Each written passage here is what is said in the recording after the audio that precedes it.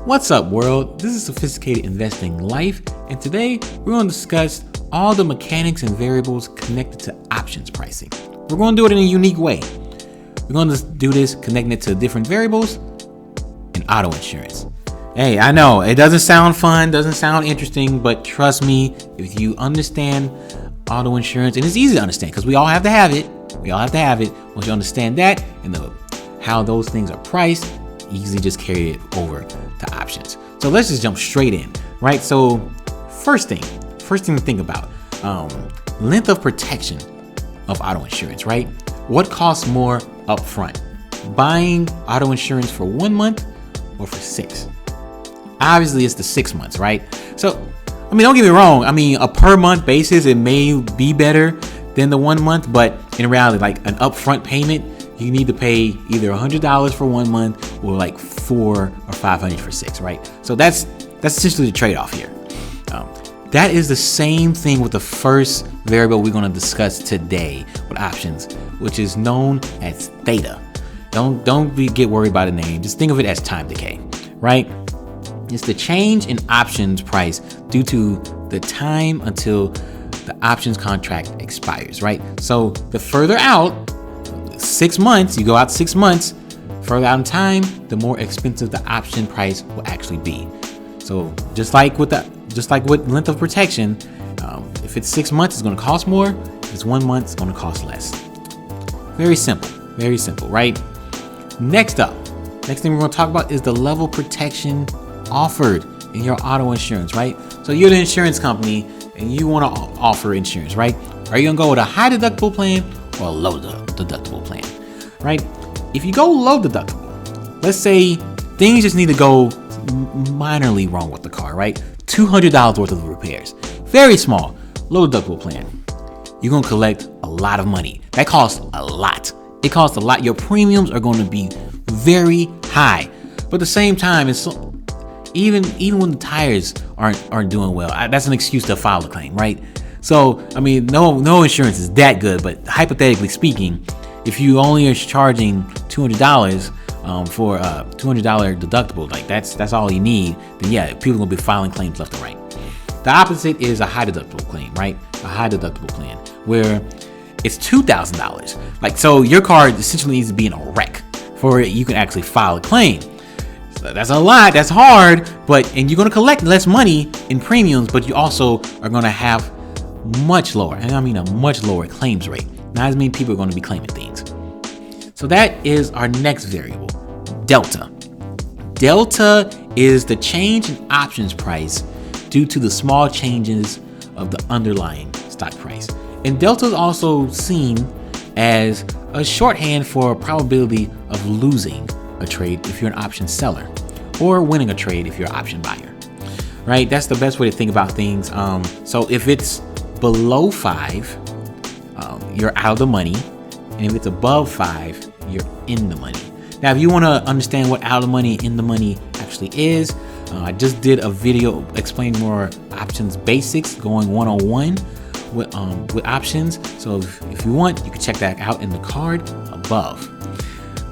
Now, and like right at the money is when the delta is 0.5, and that's when the strike price equals the stock price, right? That's kind of the level playing field here, right? So if you look at things in terms of absolute delta, because for calls, delta will always be positive, and for puts, it will always be negative. So look at the absolute number. The higher the absolute delta, the more expensive an option price will be. So think about it as like a 0.4 delta, which is a 40% chance of losing if you're an option seller. That's the equivalent of a low deductible plan, right?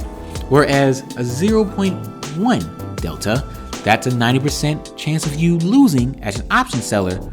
That's a high deductible plan. So that's the connection there. All right, next up, we have to look at, of course, the driver themselves. Who are we insuring? What is their car accident history, right? What's the car accident history? How many crashes? It doesn't matter if it's their fault or if it's the other person's fault. From an insurance perspective, a crash is a crash and they got to probably take care of it, right? So just how many crashes have you been in? How many fender benders have you been in? And Hell, how many driving tickets do you have? How bad are those driving tickets? What's the cost of those driving tickets? All that looks bad. So with all that's looking kind of rocky, you're kind of risky. Your view as kind of uncertain driver. We're going to charge a higher premium. That's the same thing, same idea behind the next options variable, which is called volatility, or also known as vega, right? So vega is the change in options price due to the volatility, maybe another word for uncertainty, embedded in the stock price itself, right? So the higher the volatility of a stock, the more expensive it is, right? So the best way to think about it is, let's give you an example. We got McDonald's and we got Tesla. McDonald's, Tesla. By the way, if you want to learn more about Tesla and what the hedge fund community thinks and what I think about the stock, check that out in the card above. Really good stuff. Back to the analogy. Which stock do you think is more volatile? Has more uncertainty around it? Hands down is Tesla. Like all else equal, Tesla's going to cost a lot more than McDonald's, which is seen as a safe stock, safe play. Maybe not growing that much, but you know what you're getting. Now, lastly, and this is a big one, and this is one that other people don't touch on, and this is how people's accounts get blown up. This is how you can lose a lot of money trading options. You don't think about your driving location and area. Like if you're selling insurance, right? It doesn't matter if the person has a squeaky clean track record, never got into an accident,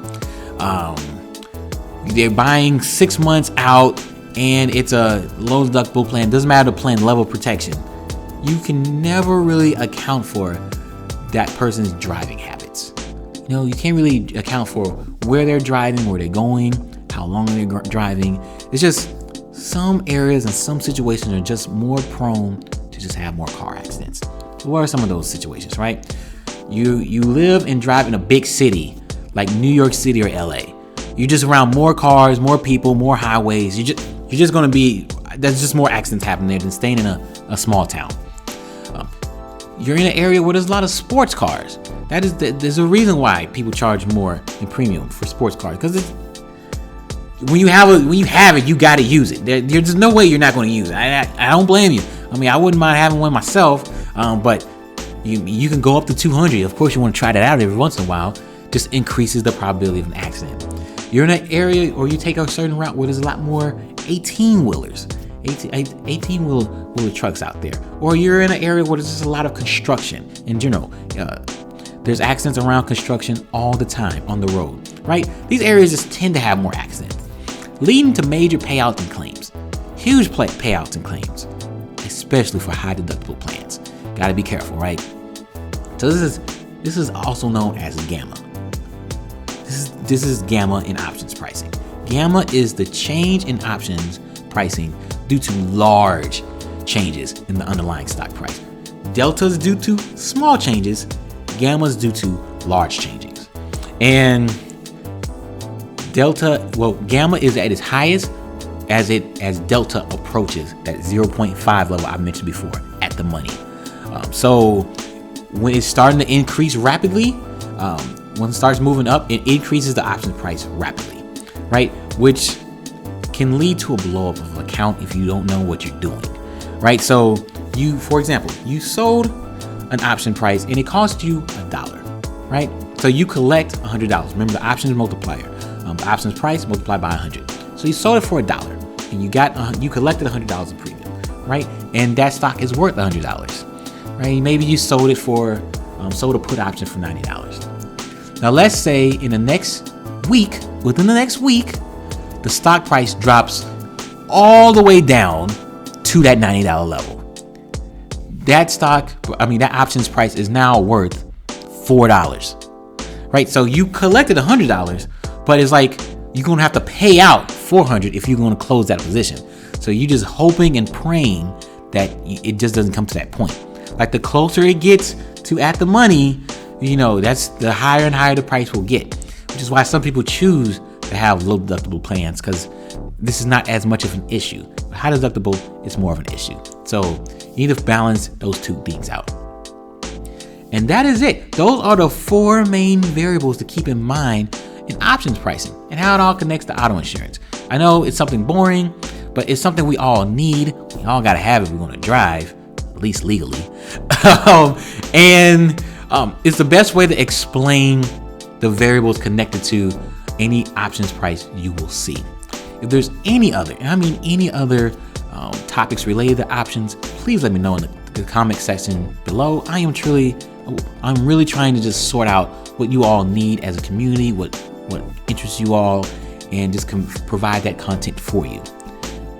That's all I have for you all today. Thank you for watching, and stay sophisticated.